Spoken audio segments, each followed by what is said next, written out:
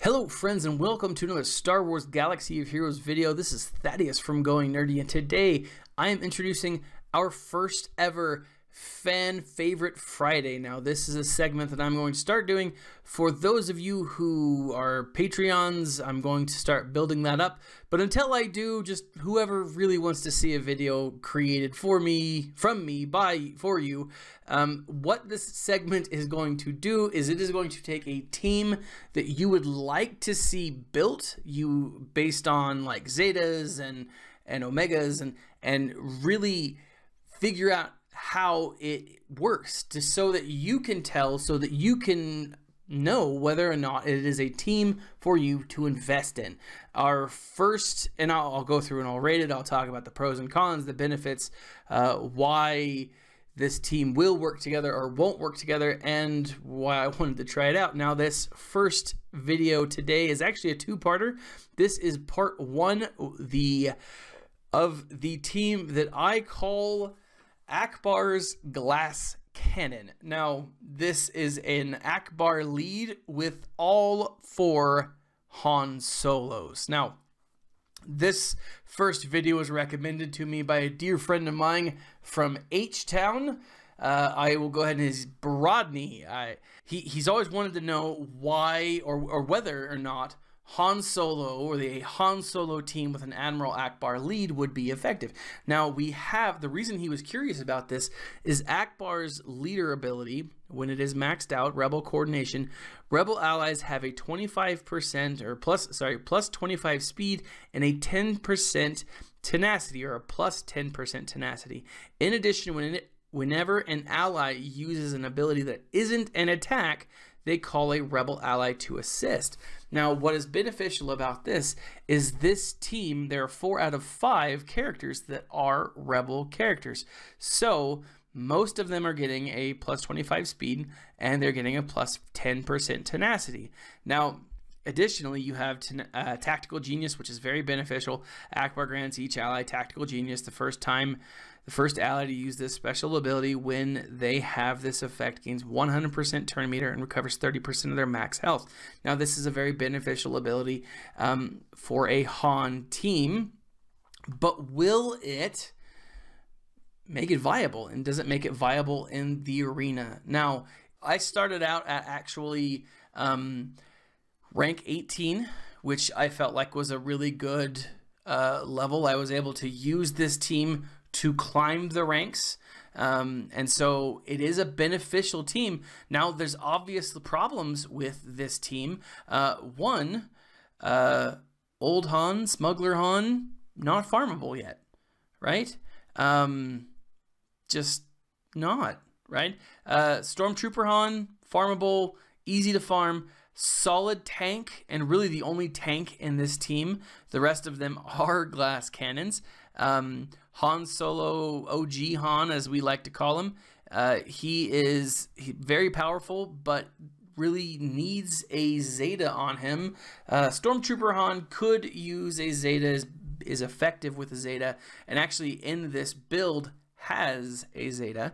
And Captain Han also not the most useful. Now, what's nice about Captain Han is 2 of his special abilities don't actually attack, but they do have revive. And so what's cool about this whole team is it throws daze, stagger, it can revive, you can have double attack, it does turn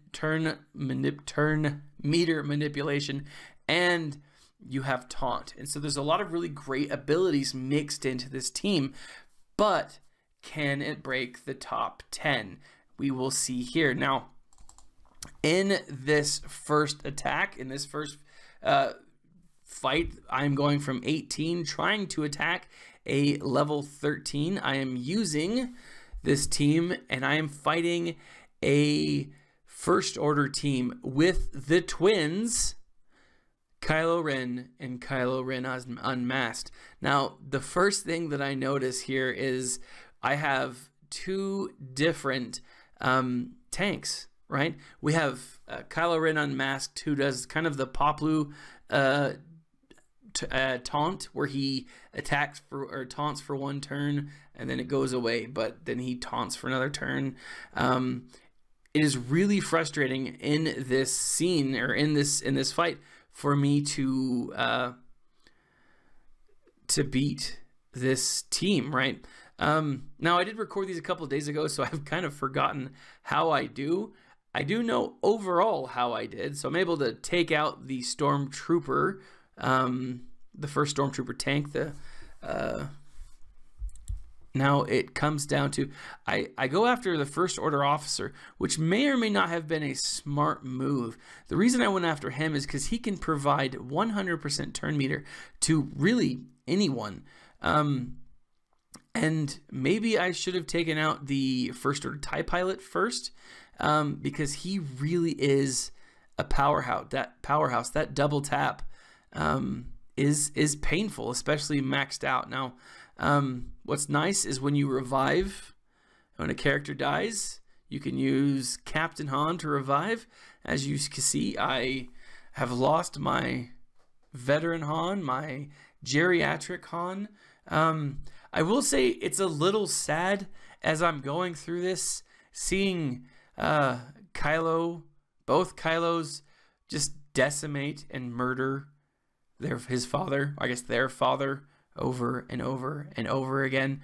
But as you can see, it does not look like I am going to win in this phase. No, I am clearly not.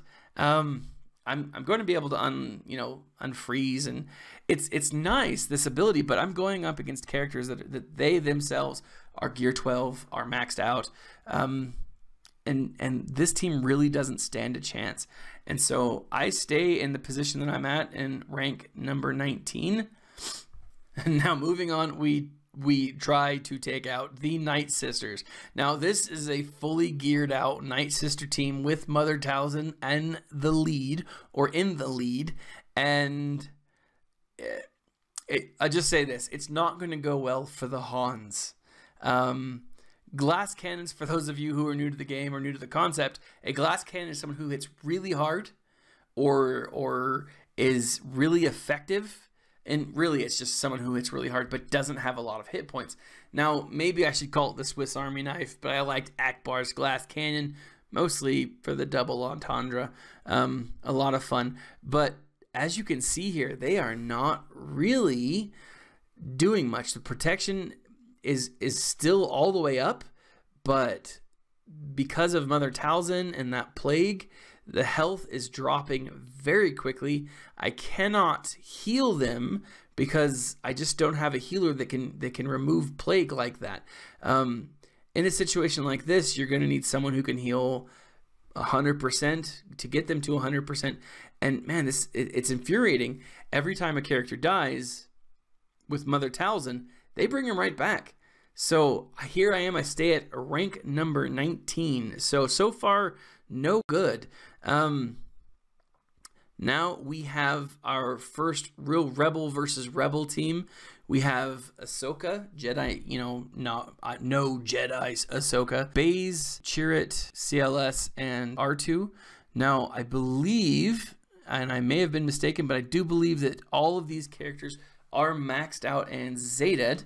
Now I am going to take out Baze first. I don't like him. He's annoying to me. I don't care for the man. I liked him in the movie, don't get me wrong. I don't like to go against him. He's just frustrating. He's not hard to beat if you know how to take him out, if you can stun him, if you can stagger him, if you can daze him, or if you have Thrawn. But in a situation like this, it's really hard.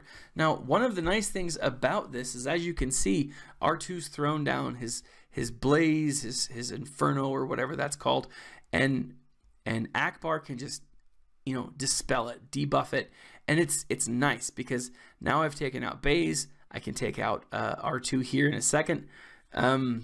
He goes down pretty quick. R2's not the strongest. It is infuriating when that happens, when Chase is around or Chirrut is around, and just all of a sudden a character gets full health again. Freaking hate it. But then you have stuff like that. You have moments like that with OG Han and just double tapping. Love that ability. He does have a fast speed. On average, OG Han is a fast character, and actually all the Hans are, if you look at their speeds, all of the Hans, just as they're, maxed out, randomly, all of them have, I believe, 120 plus on speed once they're completely geared and leveled up and stuff. Now, I don't have the best mods on these guys, but they're pretty solid.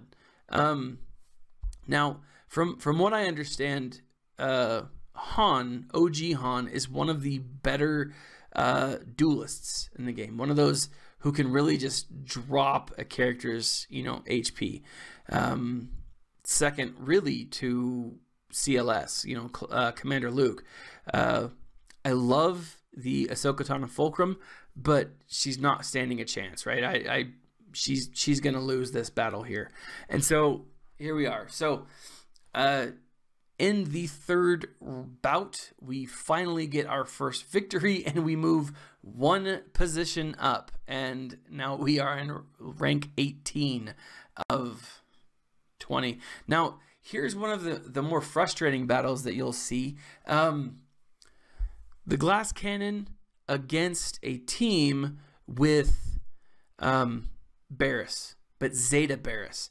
And for those of you who don't know, Zeta Beerus is annoying. It's just the most frustrating character in the game. Anytime one of your characters gets critical hit, they gain health back, which in a situation like this makes it very difficult. Now, I wanted to take out General Kenobi first because I don't like that taunt. I don't want to be pulled away from who I'm attacking with the taunt. Unfortunately, I'm not able to do that right now. Now, with this, personally, what I like to do is I like to take out Nihilus just as quickly as possible. But to get to Nihilus right now, I've got to go through General Kenobi. And as you see, it is difficult because every time I hit, that Zeta Beerus just keeps giving him health back. And, it just sucks. I like to take my Ewoks against them because they often don't hit critically because they're Ewoks. And so undervalued, underestimated. And so against a General Kenobi, don't fare too badly, actually. Usually what I'll do is I'll send in a team, usually in a team like this, if this were a galactic war, I would send in a kind of a sacrificial lamb team in the past. And essentially what it is you go in, you get General Kenobi just as far down as you possibly can, and then you bring in your all-stars and you just, finish them off and, kill the rest. And it works for me so far. It's worked for me in the past. But this is just excruciating. We're about halfway through the battle, and I lose my first character. Now I lose the ability to revive those characters. This really is a losing battle. I'm still stuck on fighting General Kenobi, and it doesn't look like I'm going to be able to move away from him. And so what I've noticed, or what I notice, is really this team is not effective if there is a Zeta Beerus. If you can somehow get rid of the Zeta Beerus first, if there's not a General Kenobi and you can get rid of Zeta Beerus first, probably the smart move to do that then. But just with everything, you're not going to be able to. This team is not going to be able to take out another team with a Zeta Beerus. So keep that in mind. And there goes my Stormtrooper Han, my last Han. Poor guy. Just owned. So sad.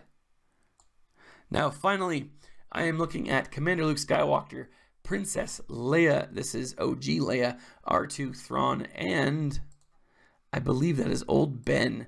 Now, we will take a look at this. I will stun Thrawn first because Thrawn is a douchebag, and you do not want Thrawn to get that attack off.